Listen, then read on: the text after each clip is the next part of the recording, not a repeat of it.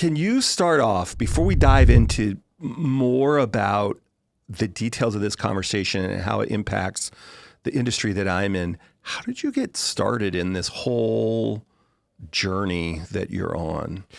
Well, when I like to tell the story through sort of the three concepts of, passion, purpose, and value. Yeah, and passion, problems, and value. So, I grew up in Florida, like I mentioned just a second ago, and I was a young kid, and I was around water all the time. My brother was a big surfer, and I was at the beach, and and just water sports. And there was a little canal behind my house, just more or less a drainage ditch. And I remember looking out there and just seeing trash in there. I was like, I don't know. It's just a childhood memory you remember. Right. And so then I was in that legislative program, the youth leadership boys state. There's a boys state and a girls state. And I wrote that, unsuccessful piece of legislation to protect streams and rivers from polluted runoff. And so I've always been attracted. So I had a passion, I would say, but but I've always been attracted to problems.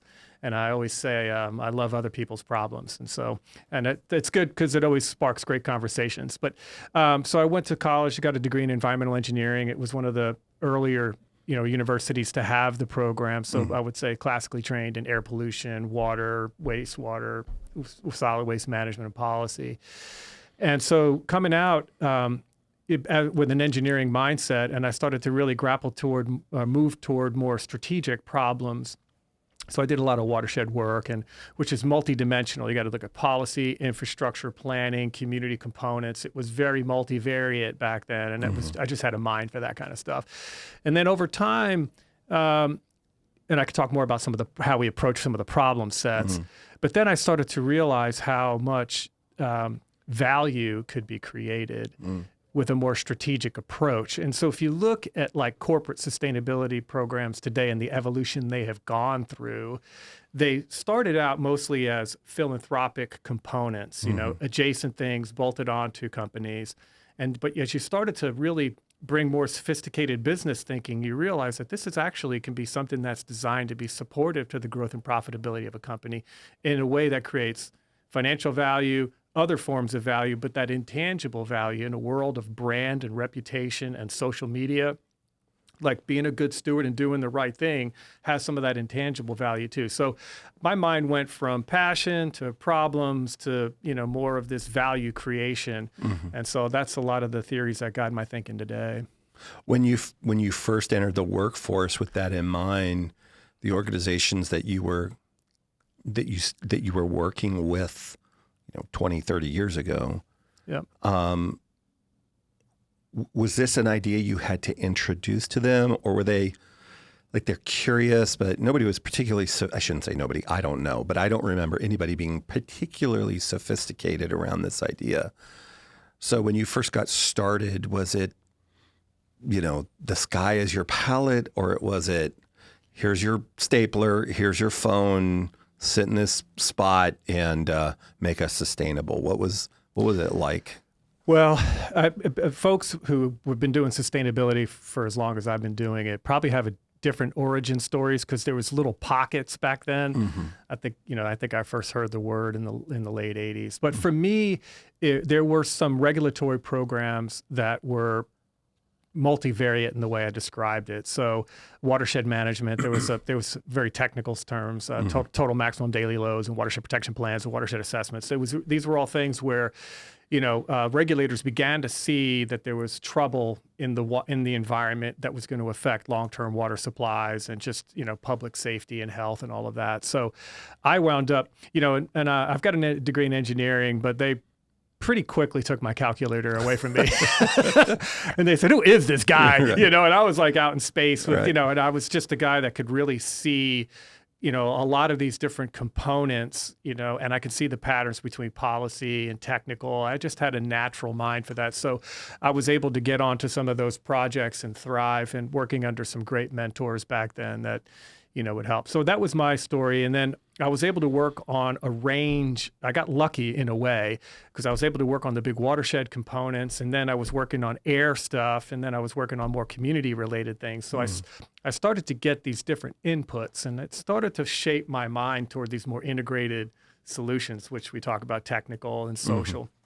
Now, we'll get on to partnerships later, but now it's how can government, business, and civil society be working collectively toward a shared vision, right? Yeah. So that statement is the product of basically 30 years of evolution trying to piece all this stuff together, if that makes sense. Yeah. It does. When you start saying community, it reminds me something I heard you say, which was a aha moment for me. Usually you start off with, if you think about it, human beings in our communities and these societies, whether they are integrated societies or they're just adjacent, water has a sacred role in these things. It is in and out all of human history, in every cave drawing, in every sacred text or whatever, there's a connection. Can you tease out what you shared with us from the stage?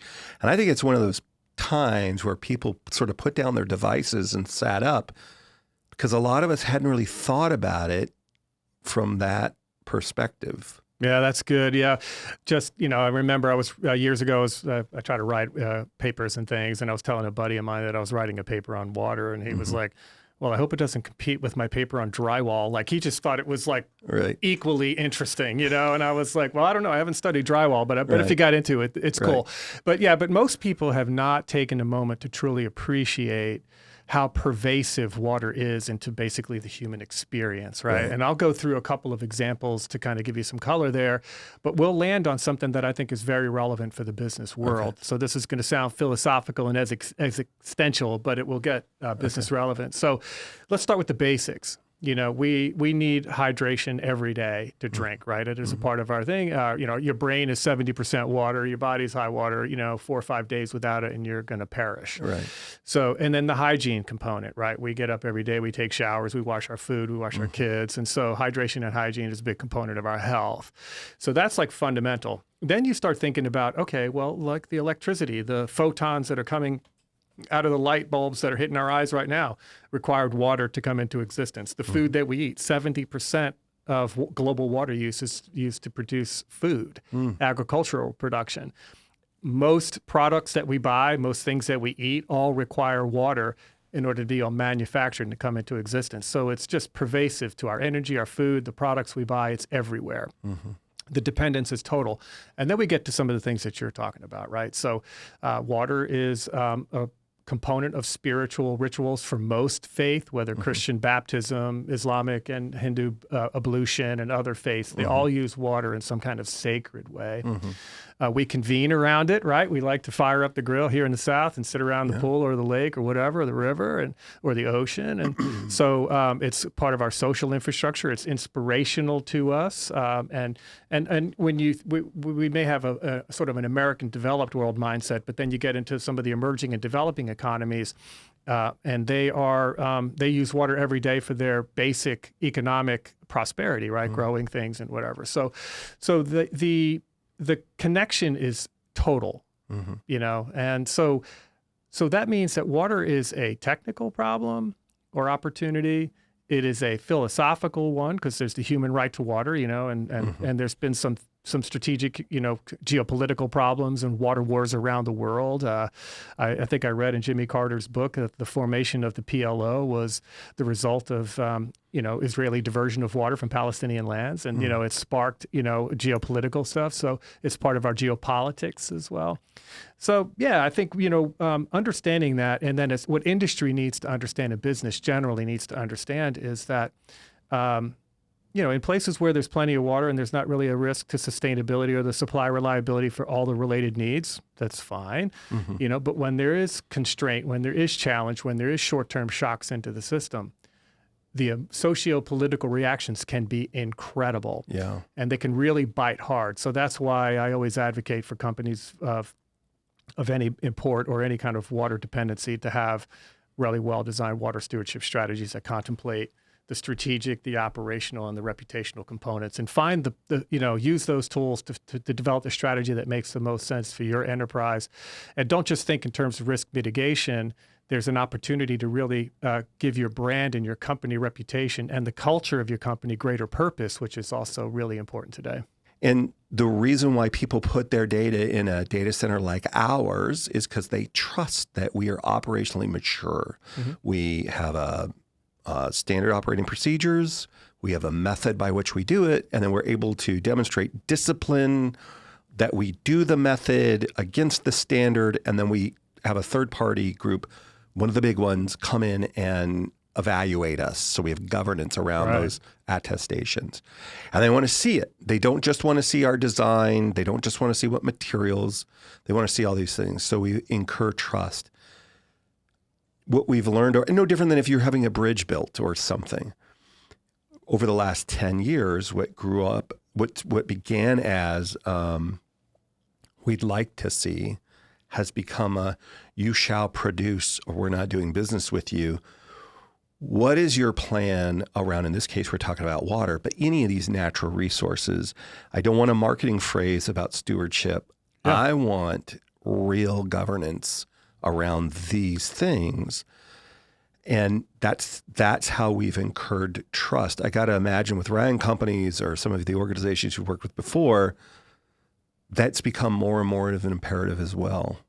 Yeah, it has. I mean, there's a lot in what you just said that we need to deconstruct a little bit. Let's do it. Yeah, I like the idea of concentric circles, which is what you were referring to. There's something at the center of that that's really valuable to the enterprise, and it is the value offering that you have to your customers, your partners, and your other companies. And so, what are those concentric circles? Well, in the water world, it's the broader community where you are located, then it's the specific watersheds where you are, and then it's your operations within those two circles, right? So from a sort of a business continuity perspective, you need to look at hard technical facts like the sustainability of the watershed, the water sources, how sustainable they are, what's the demand on those today, what's going to be the demand after, we do data centers that are, few $100 million, $1 billion, investments, right, for folks. And so you have to think in terms of small ones. Yeah, you got to think in decades, right? And so where's it going to be in decades too? So there's these hard technical risk things that you have to look at. We have tools to X-ray all of this, right? So we want to understand the state of the watersheds, the infrastructure, what is the public sector management capacity, what is the funding models, what's the state of infrastructure in the United States where we are. The infrastructure basically gets a D as in dog grade. Wow. You know what I mean? It's old and it's underfunded in a lot of places. So there's just some hard supply reliability risk. So as you were saying earlier, I don't know if it was on tape or not, but a lot of data centers are being built today with a very low water demand, but there's still plenty out there that have high water demands. And so if there's an infrastructure problem or a water supply problem, I guess that could turn into a service disruption potentially. Right. So there's these technical components that are risk management. But, water is like, just because of that human connection that we hit on earlier, water is a shared experience in a watershed. And so, the community's going through something with water, the government is going through something with water, and business is going through something with water. So I also like to look at the opportunity side. If you're in a watershed or a location where there are sustainability challenges, they could be, we'll get into that, I'm sure, but there's a lot of different kinds of water stress. But understanding what the local ones are, and if you can be somebody that is a convener, a facilitator, a supporter, of trying to rectify or repair some of those challenges, that takes that fear of a problem and you're creating a little bit more hope, and fear is, risk is fear and hope is, opportunity. And when you make that transition, you start to build that trust in new ways. And, the economics of what I'm talking about are pretty much in the vibration of the economics of most businesses. We're not, but it's having that understanding that you're not that inner circle. You are part of all three of those circles, and understanding the specifics of the, where you're located and what you need to do really creates that opportunity to sort of, to mitigate risk and create trust and things that give your brand and services greater purpose, which, we'll hit on it, but, all the government relations that come with that, the community relations come with that, that's great. You and I are a couple of old dogs, man, and, I can see the end of my career. You maybe, I don't know, see the end of yours. And what I tell everybody around our generation is you have no idea how important it is to the employees that you have. That's right. That are under the age of, say, 40, and the younger, the more pronounced it is. So these are ways of giving people more purpose from working with your company. They want to bring your talents there, but they want to be a part of something that's making a real, clear proved through governance. That's right. Measurable impact for the better. And that's going to be, to me, a critical part of winning the talent wars that we're all in now, and it's just going to get worse going forward. And I love when I have both your TED Talk, which you seem like a more fighting trim than. I can't, my wife, I probably shouldn't tease at all. My wife was showing me a picture the other day. At that time, it's from like 15 years ago or 20 years ago. Yeah. It wasn't quite army shape, but I couldn't hold my cell phone with my chest. I'm still leaner. I might have had 3 abs instead of just 1. Yeah. So I try not to tease too much. But in all seriousness, I just think that to the degree that you're genuinely engaged and able to demonstrate it, you have so many more opportunities, not just for people to not interfere with your engagement in their community, but they welcome it. It thrives. Well, 100%. So the first thing I would say is when you think about our generation and the current generation, right? We where we started, for us, it was, it felt like the right thing to do back in the 80s and the early 90s. Like, we got to start, we're seeing damage, we're seeing impact. It was optics, right? Today we have climate change, tearing places up, setting fires, blowing away with big storms. We've, right. I think 2 years ago, don't quote me on this, I think Chicago was hit with like the remnants of 15 hurricanes. Yeah. Now, they weren't hurricanes when they got there, but they dumped a lot of rain. Right. You know what I mean? So, and you've got droughts in, California, and I'm just using a U.S.-centric concept here. So we are now in more of the phase of consequences, and these things feel existential to that younger generation. So what was us was, a strategic thing and a moral thing and the right thing, for them, it feels more existential. That's been the shift in generations. Then with folks like Travis that are kind of going to your board and winning over these folks, I mean, look, I think I would encourage all of your listeners out there, if you haven't done it, go back and go look at who is buying your services or your products or whatever it is, and how many of those have made commitment to net zero carbon. Right. So for us, we've taken a look at that. It's a very high fraction of the people that we build buildings for, are committed to net zero carbon. When we look at the debt and equity markets, there's a lot of big finance companies that have made commitments to net zero financed emissions. And then you look at insurance companies who right now are writing checks for a lot of climate related impacts. So it's a real thing for them. It's a balance sheet issue for them every day. They're now making commitments that they want to have net zero insured emissions. So if you look at infrastructure, building owners and occupants, the equity that's involved, the insurance that's involved, if you understand all of that, you would say, look, we're at a risk of obsolescence if we don't get this right.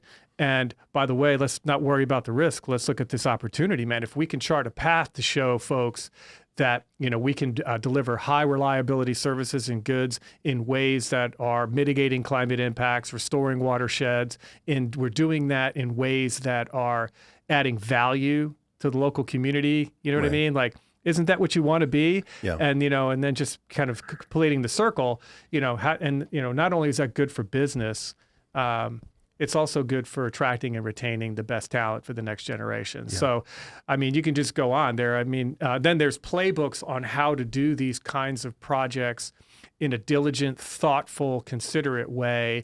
Because if you think about those concentric circles, the engineering solutions inside that last circle, to me, are pretty straightforward. It's just a money engineering issue. There's some innovation and creativity there for sure. But we're talking really beyond the fence line in the communities and the watersheds. And so, the process that you follow to develop high-value community impact projects that support the strategic goals that you have as a company, but are also locally relevant, that requires process. And so that's the number one rule. So how do you engage? And I think we'll get onto this later. Yeah. But how do Let's get onto it now. Yeah. How do you get on with, how do you engage with local government? How do you engage with communities and business? How do you bring everybody together to sort of understand what the shared challenges are and what's the any one company is not going to be the saver or the solver of all of that problem. But can we do this with our sophisticated business sense in a way that creates a demonstration project or something that's got scale, or at a minimum, it shows that we've done what we can do, at least in relationship to our footprint in the watershed. So just put that emphasis on local relevance. So you don't want to do something to chase a metric. You want to do something that is going to really be meaningful to that local community. We've been involved with the project, which it's in design right now, and we worked with some hyperscalers out there. Describe what Ryan Companies does. So Ryan Companies, thank you. Yeah, we should set the stage there. So we're a mid-sized $4.5 billion a year commercial real estate company. So we do real estate development, design, construction. We manage 25 million square feet of real estate. And we have a capital markets business where we source debt and equity for deals. And we're also fractional or sometimes, big investor in buildings. And we focus primarily in the industrial sector. So we do a lot of e-commerce, logistics, buildings, data centers, manufacturing plants for food and beverage and other advanced manufacturing. And then we have some healthcare stuff that we do. And then we also do some residential. We're not Ryan Homes, which sometimes we get. We're Ryan Companies, different, but we do multifamily properties, and we've done a lot of senior living. So we have a lot of different building typologies, but principally, I would say we're an industrial construction company is like a lot of where our revenue comes from. So, I'm the head of sustainability for that, responsible for shaping the business case and the strategy and positioning sustainability in a way that supports sort of the mainline strategy of the enterprise. We want to, and our theory is, sustainable real estate solutions that protect and restore the planet enable communities and businesses to thrive together. So it's taken that 3 concentric ring concept and bringing that into the way we try to develop and design and work. Coincidentally, we do a lot of buildings for companies that have net zero carbon goals. And so we're like, and water neutrality goals. So the example that I was getting onto there is we're building for a facility for a hyperscaler in Central Ohio, and it's out on the public record. We're working for Amazon Web Services, but we were able to. All of us got together. So it was Google, Amazon Web Services, Ryan Companies, Bath and Body Works was the company that wanted to get involved with this, and we said, how can we work together? There's a water footprint related to our operations. Now we're construction, so we're kind of in and then we're out, but those buildings are there for the long term. But we saw an opportunity. So, our customer here has this commitment. Can we all work together to shape a community impact project that would create a volumetric water benefit that would help balance, to some degree, the water footprint related to the data operations in that area? So that was the premise. So we said, okay, who could help us? So we partnered with the Nature Conservancy, one of the top, most credible, reputable conservation organizations on the planet. They were operational in that area, had a chapter, and they had, they already had good connectivity to state and local government. They understood the priorities in the area. They had, so working with the local government, the community had an idea of what we could do to be impactful. So what we wound up was we collected up between the 4 partners of $1.2 million, which we put into the project. It's in design, like I said, but the concept is, we're going to take some drainage from some agricultural land, about 700 acres, and we're going to divert that into a restored wetland system that can handle that drainage, remove some of the nutrients that come from agriculture, fertilizers and things like that, and then direct it back to where it was going, which was a downstream lake, which was also a big community amenity that was going through algal bloom problems because of all the nutrients in the water. So we had this kind of challenge. So we put this project, we funded it. And so how does it help the environment? Well, we're removing hundreds of pounds of nutrients out of the water every year. The biodiversity lift that we're getting from a restored wetland system is great. So you're getting water quality and biodiversity and ecological benefit. The wetland system is actually owned by a fishing and hunting club. Wow. And so they're going to have better sport. Right. And then the community downstream is going to benefit from having, a recreational amenity that isn't as frequently impacted by all of that. So and then it's good for business because it's good for Ryan's business because we're helping our partners achieve some of their goals. And collectively, these companies are all helping the community. So it's good for their business too, right? And when you bolt that onto workforce development and employment benefits, you start to round out the value proposition beyond just data services, right? Yeah. Now this is what we're talking about. This is an example of how things get stitched in. And, $1.2 million is really not, a fortune compared to the spend that's going on in this area. Yeah. Sometimes I'm going to go on a philosophical tangent for a second. Who knows this survives editing? But I believe this strongly. There are sometimes love's inconvenient. We don't do it because it's pragmatic. We do it because it's the right thing to do and because we love. I love when people groups over history take care of their elderly or their young or their mentally ill. It is not convenient. And many times, some things in nature do that well. Other things don't. It doesn't help the pack or the tribe or whatever. But in humans, the humans experiences that are the most attractive to me are when we come alongside people who have either never had an opportunity or their brain's muddled or something, whatever it is. And it's inconvenient and it's expensive and it can be time consuming and they can be loud or whatever it is, these inconvenient things.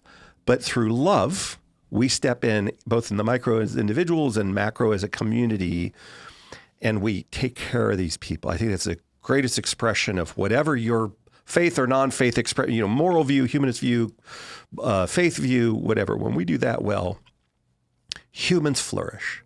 We flourish. And I don't know what the ROI is on that, but we flourish.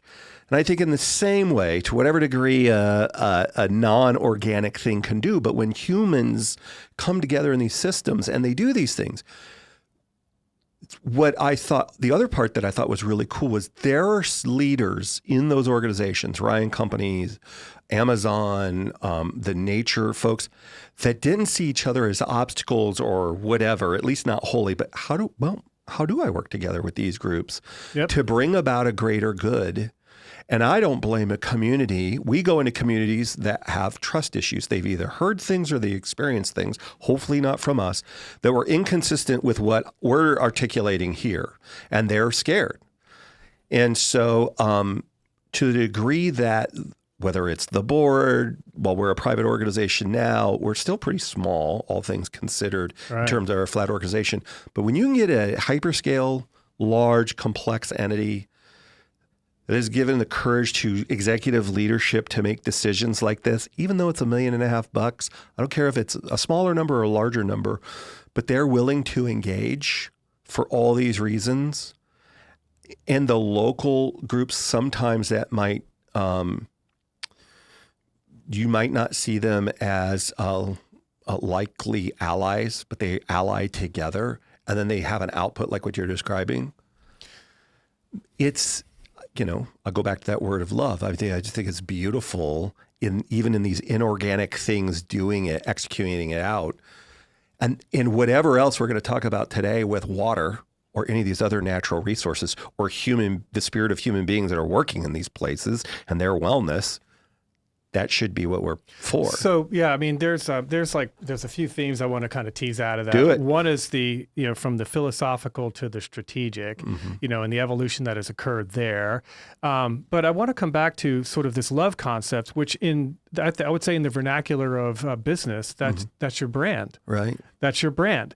And if you want to look at like the masters of brand, take a look at Coca-Cola, which, just in disclosure, I was at the corporate office for 12 years there working on water stuff. But, if everybody remembers that hilltop singing moment, right, where you in the late 60s with, race relations and things in the United States, everything was strained and you had the Vietnam War in full bore, everything was going wide open. And then you have this multicultural circle of people sitting around saying, I'd like to teach the world to sing in perfect harmony. And it's hard not to... I thought you were going the Mean Joe Green jersey thing, but I'm with you. Well, okay, that's the second one, right? Because in the 70s in the United States, race relationship was really a problem, right, between black and white. And you got Mean Joe Green, this gigantic black dude, destroyer on the football field. Right. His heart is touched by this tiny little white kid handing him a Coke. Yeah. You know what I mean? So you have like this, and what the common thing between both of those moments is you had a brand that was addressing the central anxiety of the time. Right. That's the lynch. Like that's the thing. And so, now, people can debate whether or not a beverage can solve that, but Right. they were at least giving transparency, and they were showing that the company believed in something that was addressing and trying to show another way. Right. Like, look at Mean Joe Green. Yeah, he kills guys on the field, but he loves this little kid and he Right. gave him the jersey. You Right. know, like we're all the same. Right. We're all the same. So Right. I think that's a theme that carries over in brand world. And now how do you do more than just a few token projects for brand value? Right. Like that's what happens in my world. You can spray, we call it the spray, pray, and say strategy. Right. Spray some money, pray it does some good, and tell Right. everybody what you're doing. We Right. don't want to do that. And Right. that's where that second theme comes in, which is the evolution that I've seen in my 30 years plus in sustainability, where it was kind of an adjacency when it got into the corporate world and it was very philanthropic. But the more we played with the business case models of sustainability, performance, risk management, productivity, and in productivity, there's cost savings, there's all that kind of stuff, but there's also enhancement to brand value and reputation. So if you structure it correctly, all of a sudden now you're shifting the value proposition to be something that's supportive to the growth and profitability of the enterprise by doing good. Right. But now you've got a more detailed taxonomy for that business case, and so now you can articulate that in terms that the board and the leadership can say, well, okay, it's hard to argue with these facts. I understand. Yeah, there's some intangible stuff there, but the hard stuff is pretty solid too. Right. So, and what you see in is, maybe you have I'm going to make it up, a 1x investment philanthropically. They're just spraying some money around doing some good. All of a sudden now you've got a 10x. Involvement because of the strategic value. And so when you talk about these hyperscalers, Amazon Web Services, Meta, Google, Microsoft, they all have water neutrality commitments. They call it water replenishment or water restoration, but they're all seeking to do that. And they're seeking to do that because, they've set this target and they understand, look, I've got to mitigate some risk. I've got to invest. I got to mitigate technical operational risk. I've got to mitigate social reputational risk. I need to maintain my social license to the water that we need or my presence in this community. And I have a chance to add value. And not only that, their employees all want to see this. So, all of the big hyperscalers have made these commitments and they're investing, long before the Columbus project. But, we looked at this and said, we have to be supportive because this is really important to our primary customers. And we also think it's really important to the communities and to the environment. So those kind of shifts have been, have made this much more strategic today. And that I've loved seeing that happen. Yeah. In addition, I'm not an engineer, but I play one. In addition to that, that brand value, my boss, whose job is brand and marketing, 100%. At the same time, what's really cool is, I don't know why I'm wagging my finger like this. What's really cool is when you begin thinking, we're talking about water today, but when we begin thinking about this stuff, all of a sudden, well, wait a minute, what if we did do a closed loop system? What does that impact in the total ROI? It might be more money up front in the engineering and the development and building out the supply chain. But at stabilization, if this is a 20-year plan, You got it. where I find groups willing to sit down, engage, and say, okay, so how do we help these things, help our communities flourish that fit us? And organizations are willing to do it, eager to do it. Man, there's no end to opportunity. Well, the opportunity, that's the word that's been ricocheting through my head for the last, for while you're going through that. But and it's just, I think no, I'm not an expert in this, but if you look at like companies and brands and ideas that have been at the center, the zeitgeist, if you will, the center of cultural thinking, right? Like Coca-Cola, for example, big iconic brand, they had their moment where they were really at the center of things, right? And you go back in time, it was other things. Today, technology is at the center, and so I think, the data center industry is in this incredible position because it's not just now, as you were saying, it's not just enamored with the supercomputer in my pocket and the social media that I have. That's kind of technology light now, but that's been at the center of attention for a while. Now you're talking about AI and this whole pervasive way of really adding value, safety, better health, better convenience, supporting the flourishing model. So, as data centers and technology providers have found themselves now at the center of the culture, Right. that is an enormous responsibility. Yeah. Opportunity too, but Right. an enormous responsibility. So linking all of this back to water and like on a more practical level, as you're trying to build out the ideal configuration of data centers optimized for whatever it is that you all optimize for, right? Location and, proximity and probably internet speeds, I don't know. But there's going to be places that you want to go that are going to be problematic, and like high water, like a lot of data centers, I think 20% right now are in water stressed areas. And, and the growth is projected to actually increase that fraction because they're trying to get into water stressed areas. Right. So the way this enlightened, supportive, flourishing, partnership-based model, it can actually enable you to develop in the way that you want to develop, right? So I've been doing water sustainability work for a long time. And people would say, we just need to not build in water stressed areas. Right. And I say, so the theory of abandonment, is that what you're saying? Let's just leave the problem people Right. alone. You know what I mean? I'm like, Right. I don't know if I like that. I would Right. rather have a company that have a water stewardship strategy that includes 100% replenishment or water neutrality. Find a way to go in there and to be net positive to help that community. Right. Like, we're going to bring economic development. We're going to bring better technology, better services. We're going to support your flourishing, but we're going to do that in a way that's also addressing a known issue in the area. So we're going to be water positive through some of these water neutrality plays in the community that we can do. We want you to want us to be here. And if there's a barrier to that, we know how to deal with it. Right. You know what I mean? And so it's that broader concept. And I think, that helps you in scaling your business in the where and that you want to do it. And I think with credible, well-governed communications, it can really enhance the brand value. And if you do it in the right sequence, then, communities will be very, most cases are going to be very welcoming for your arrival. Yeah. And so it's a real positive experience. If you try to do it after the fact or you don't do it at all, you might get a bloody nose. And just one other point, connecting back to some of the things you were saying earlier, you can have a closed loop, zero water, you can get there.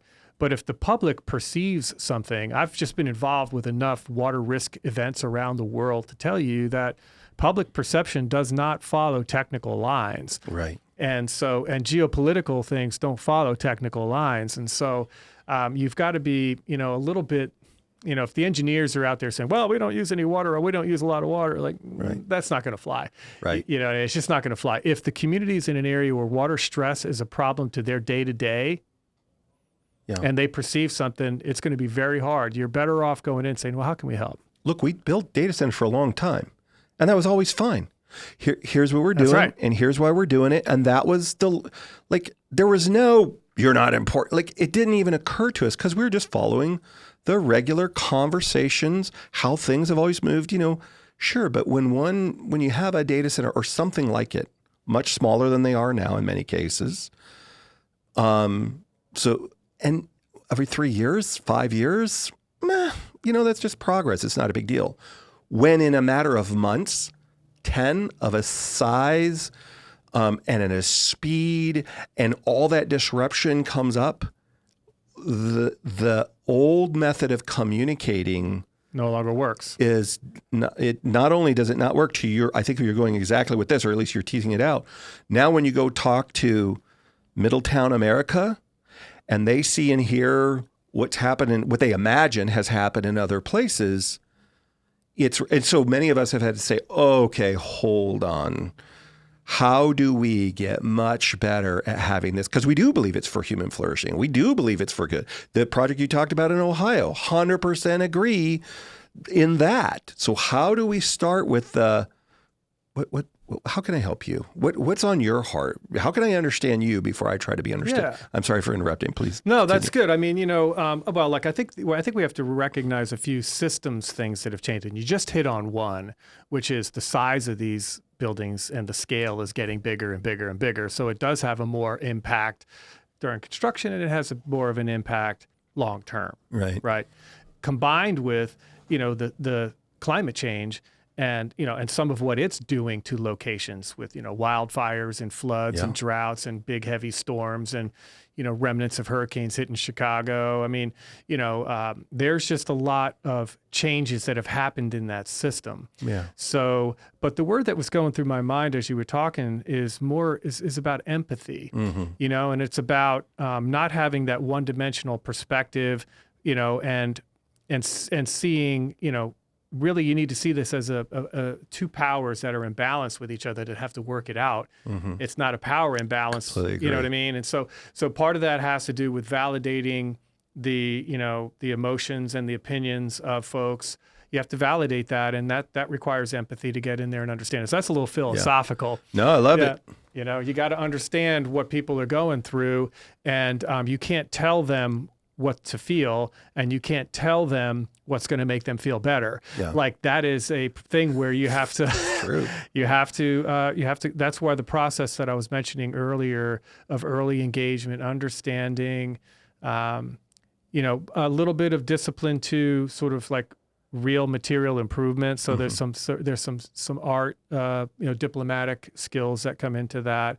I'm not saying convince them to do something they don't want to do, but if you're worried about water, let's make sure we're having a material quantifiable benefit on water. Right. Like that's where the science and the expertise comes in. But yeah, I think I've seen it because I've been doing water risk work for so long, and I've worked with so many business leaders around the world on this topic, and you find business leaders of every archetype, from head in the sand, don't think it's my problem, my responsibilities end at the fence line, to the complete opposite of folks that really feel like they're really a member of the community first and they work at that location second. And they want to make sure that they're helping communities flourish. So you see everything in between. And folks in my role, you have to be a bit of a chameleon.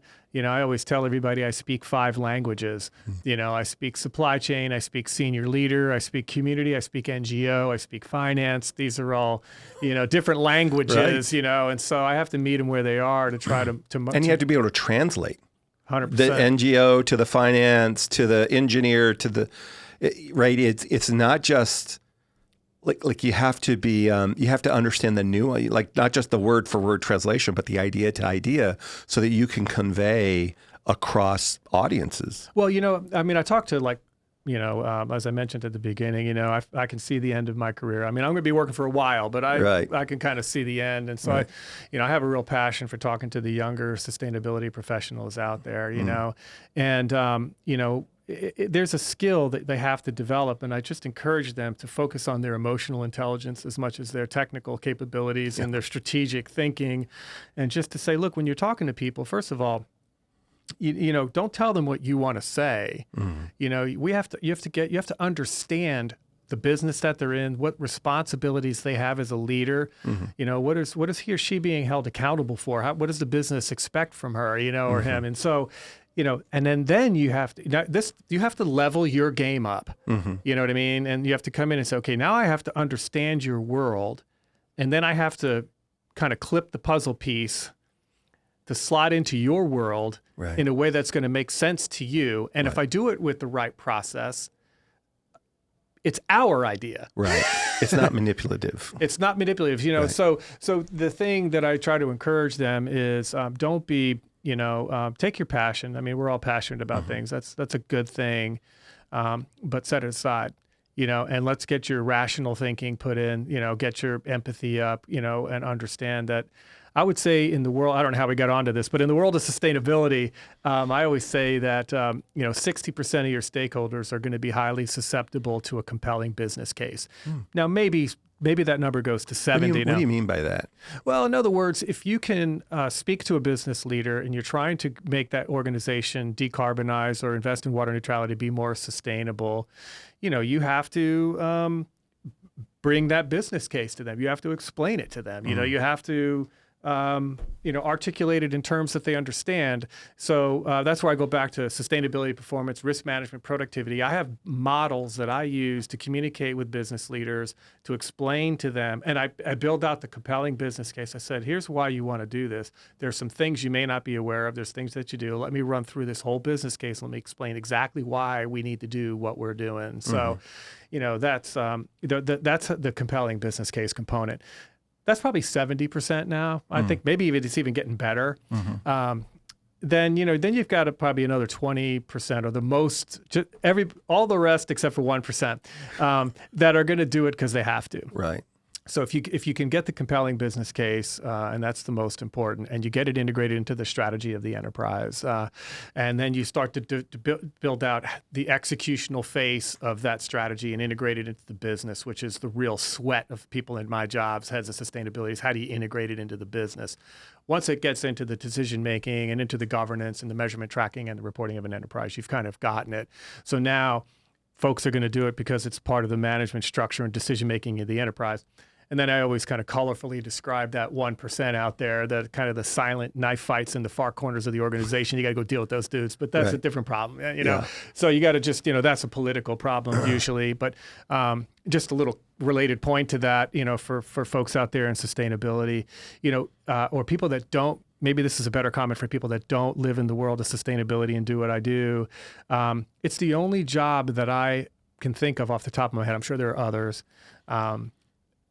That you're basically a walking Rorschach test. I walk into a room and I start talking. Right. And all of a sudden, based on 5 people in the room, what their reaction is, I can place them in political party, what their personal ideology is, and so you have to learn how to move beyond people's personal ideologies, because not too many people come into work with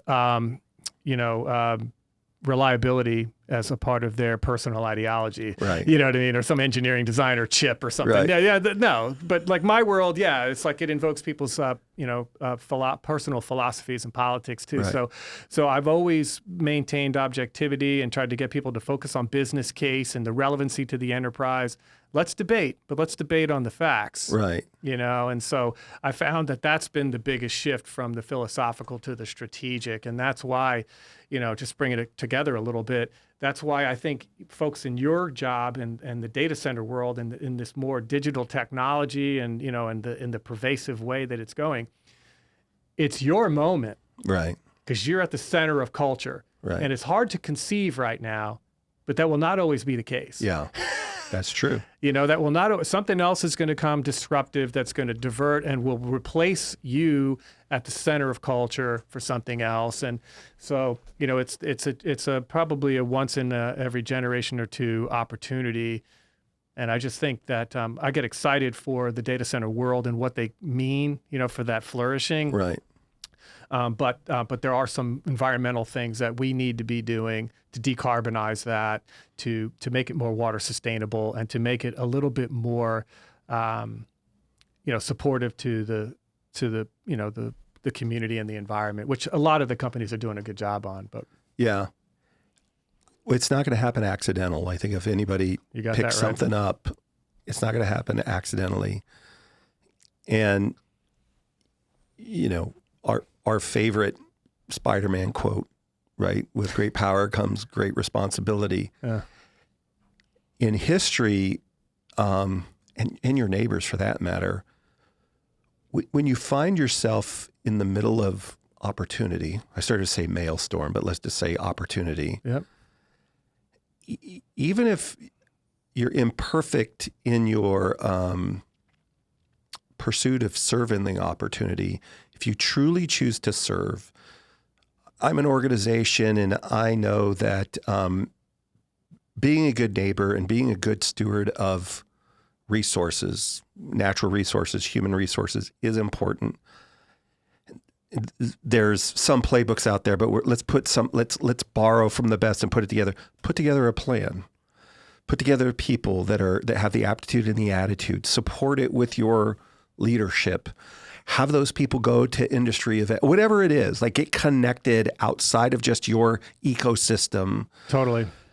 And when you do that, when you get serious, there will be so many opportunities that you do get right, or certainly incrementally improve on.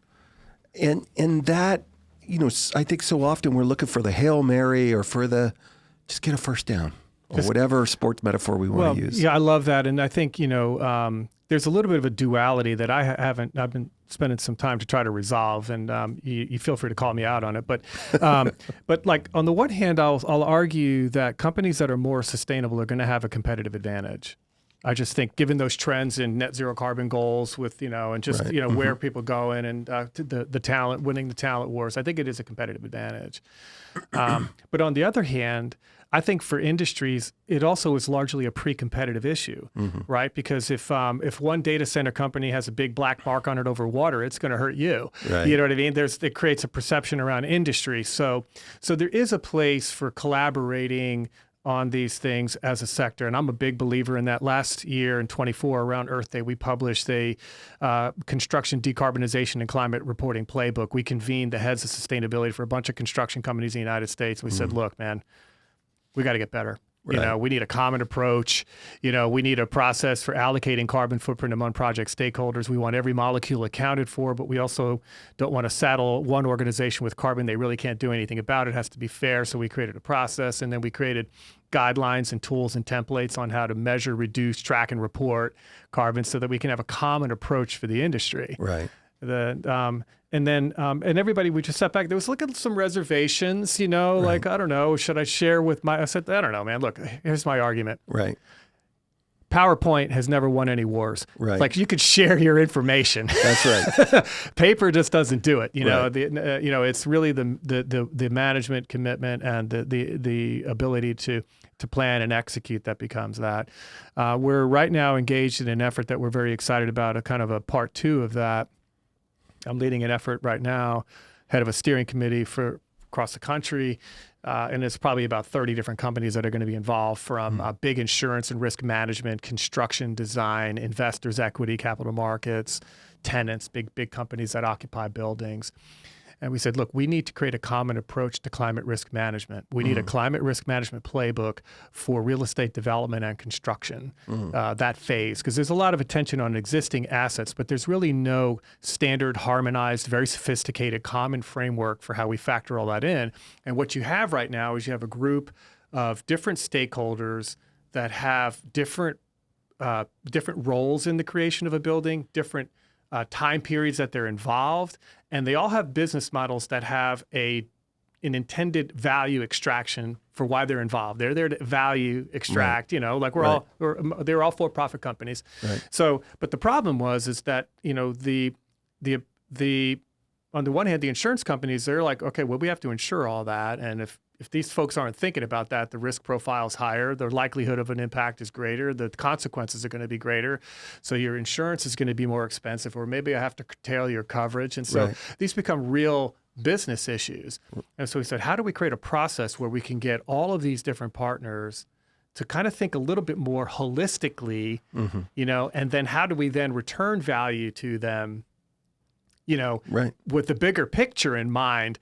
And so the idea there is to create this climate risk management playbook that'll bring those different stakeholders together and produce more resilient assets, more sustainable assets in ways that should hopefully start to gain a little bit of control over the price of property insurance and other types of insurance products that companies, because it's doubling and tripling in some markets. Yeah. So I gave you a couple of good examples, but it's keyed off of the point of bring your people together. Right. Talk to your, I call them my peers, not my competitors. Right. I call them and say, hey, look, can we get together and talk? Right. And they're like, yeah, let's do that. And then, and I've been so encouraged, man, by just everybody was just like, yeah, we should absolutely do this. Right. And now we're, you mentioned about the challenge of managing abundance. Well, it's kind of like a managing abundance problem, because we got everybody jumping in now. We want to be a part of this.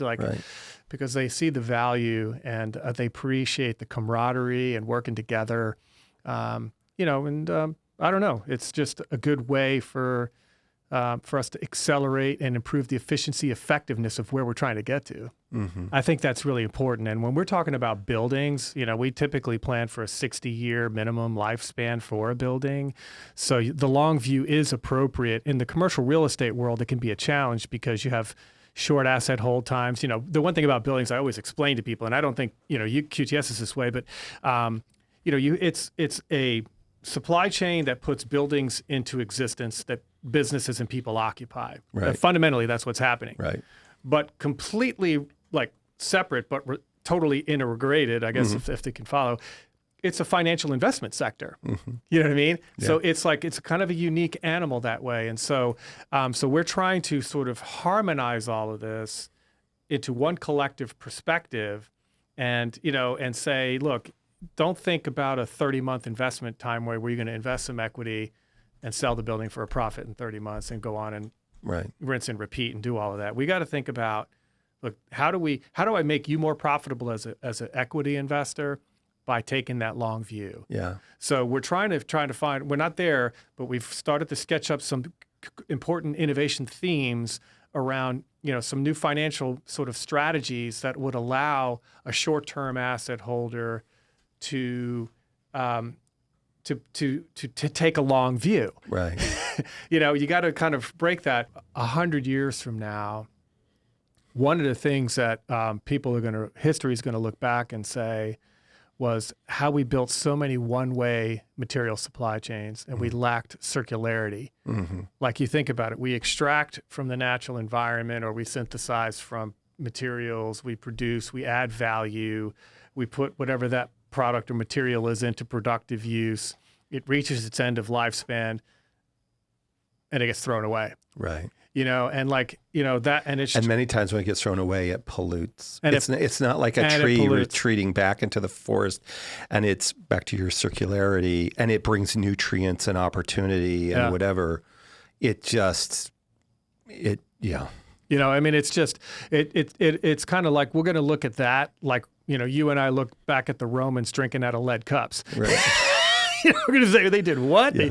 They burned all that oil, right. And it just puffed it into the air. And, right. Which I mean, I don't want to make too many political statements here, but you get the idea. It's just this one way because the folks that extract sell to the folks that add value, that sell to, it's the same problem, right. But in a different, more of a supply chain example. Yeah. But, It's come up so many times in my podcast from different groups. When we build a data center, the environment in that data center, let's just $1 billion. It's $1 billion, $10 billion, whatever it is, $1 million to build a data center. Do it right. We do all the appropriate resource evaluations. It's all good. The environments in those data centers are going to change. If that's a 100-year facility, 30 times, 40 times, they're going to iterate. They're going to change out the chips, change out everything. Everything, hotter, cooler, less, more space, less space, whatever. So that's the data center. So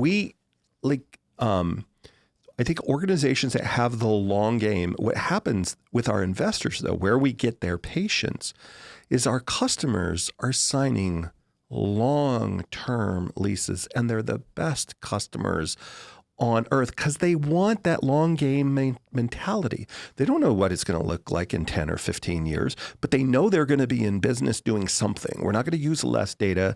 Hopefully we're exponentially more efficient. And so what would have Jensen is saying it's going to be a 600 kW rack. Maybe in 5 years, it's actually same power or more, but it's 40 kW because somebody that we haven't even thought of has introduced in some technology that exists today. 30 years ago, if you had come to me and said, hey, that stuff you're using to game with, it's going to be the AI thing of the future. What are you talking about? It just helps me kill orcs faster. You're insane. Right. Well, that's whatever else NVIDIA has become. In the beginning, it knocked off 2 or 3 of my favorite video card makers because they could do ray tracing and other things better. And somebody discovered one day, oh my gosh, it handles these computational models so much different and so much better and whatever. We just don't know. But those things still live in about the same frame of a server that I have in my house to play whatever the latest games are, but they're exponentially more efficient. So I haven't reduced the footprint in my home for my computer box. It's just 100 times more efficient at 1/50th of the power requirement. But the video experience, you know, you and I don't know if you ever had my very first big sort of fancy TV was a plasma TV. I think I dislocated my back with 2 friends trying to hang that on the wall. Yeah. I now have a TV that I can see the pimple on the ear of the water buffalo that weighs 1/50th and doesn't dim the lights when I turn it on now why I need that level of granularity, I don't know. But when my space buckazoids are blowing up on space in my space show, I want to see it. But that's the thing, but it still lives within that footprint of my home. And so what so many people have been talking about in this singularity is we've got to have the ability to ingest and exit infrastructure that doesn't go to a landfill as its first stop. It goes to tier 2 and serves a useful life in tier 2. Then it goes to tier 3 and serves a useful life in tier 3. And by the time it gets to tier 4 or tier 5, I was just listening to something not long ago about, I think it's the French, are recycling nuclear waste. And in the 3rd or 4th in this experiment, they imagine by the 4th or 5th recycle, then get the shelf life down to 50 years. I don't know if that's true. This is the path they're on, whatever that looks like. If we can get IT gear that doesn't immediately go out to a landfill, it can go to these other uses because it might not serve up a training load, but it will serve 1,000 other roles. And on and on and on. The materials we build with, the seats we sit in, like that just has to be our thinking if we ever want to have not just healthy environments, but not be shipping stuff from all over the world here. Well, and you think about like, just going circular, which is these secondary, tertiary uses, right? And think about just logistics, for example. Trucks go out full and they come back empty. Right. You know what I mean? So we have this whole one-way mentality. So, I mean, we just have to start to look at our capabilities through new lenses and think creatively. And I think I'm just, I'm hopeful that entrepreneurs will be able to build financially sustainable economic models that'll enable that circularity. That's a big ongoing challenge in the space because the margins are razor thin. And I think part of this has to come from probably a modest price premium into the service or the product, but with the added value proposition that it's circular. Right. You know what I mean? Like it's, and so we have to start to be able to tell that story a little bit better, and you'll have some fast movers that'll, which are already happening now, but we need those examples, times 1,000. Yeah. But one of the thoughts that was going through my head as you were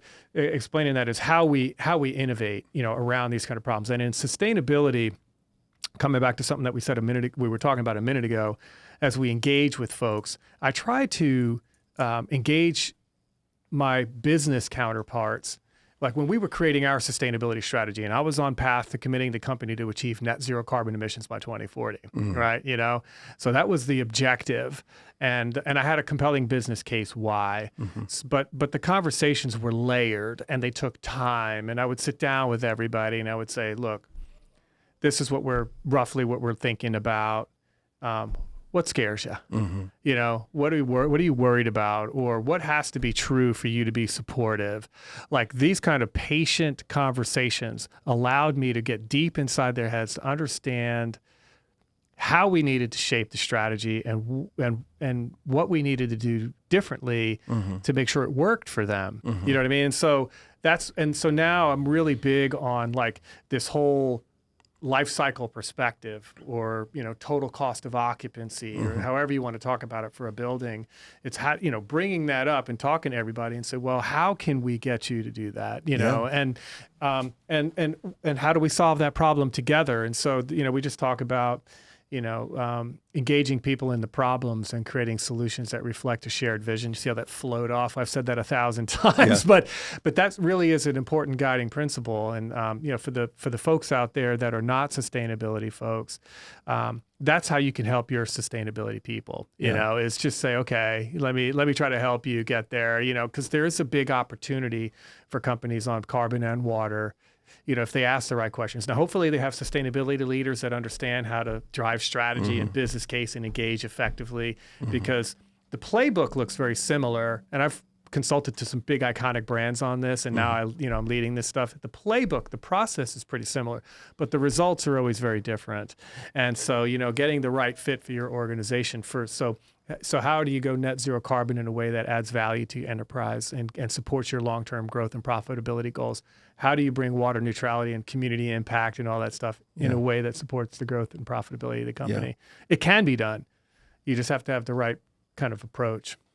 So where would you recommend, either personally or professionally, in a practical way, for people to begin connecting, so then go back to their organization, whether it's the brand leaders or the board or whatever, and say, okay, here's a framework I want us to consider. Either we adopt or we hire or whatever to help us develop this out. I got a few kind of recommendations. That's a great question, because people in sustainability, now universities have like programs around this. Right.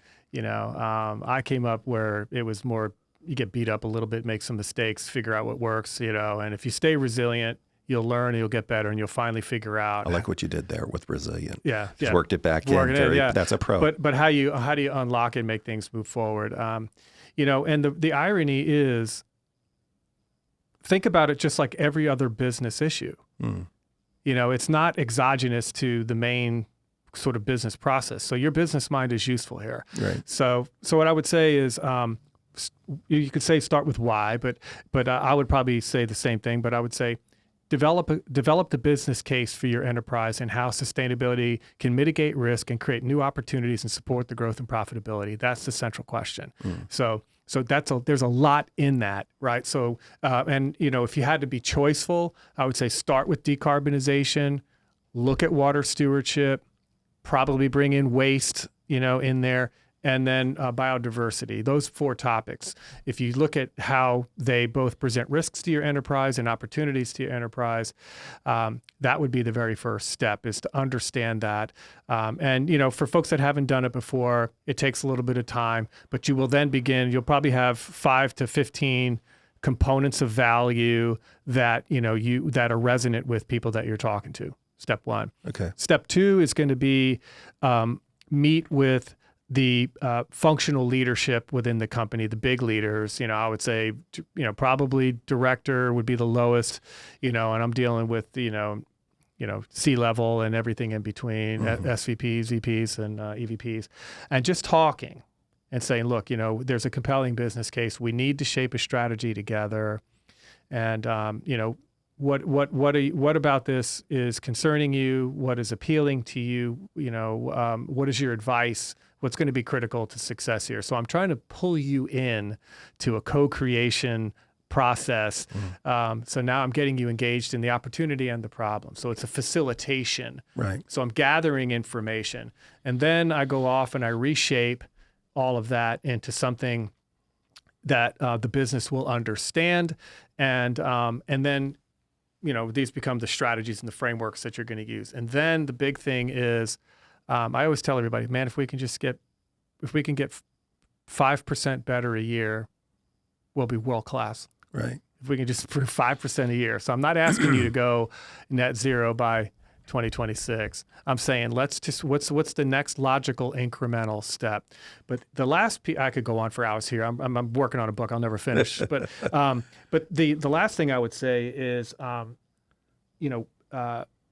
you're engaging folks and you're working toward getting board or management team approval of the strategy, include the resources that are going to be necessary to execute on that strategy. It sounds logical, but a lot of folks could make the mistake, and I've made it in the past, where you've laid out an excellent framework, a compelling business case. It's a great idea.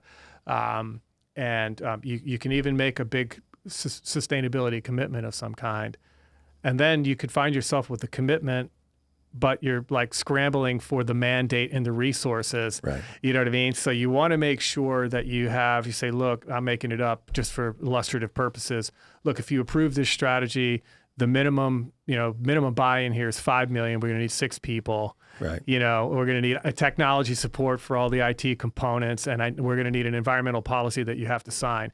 This is the enabling legislation that's going to make the business know that this is important. Right.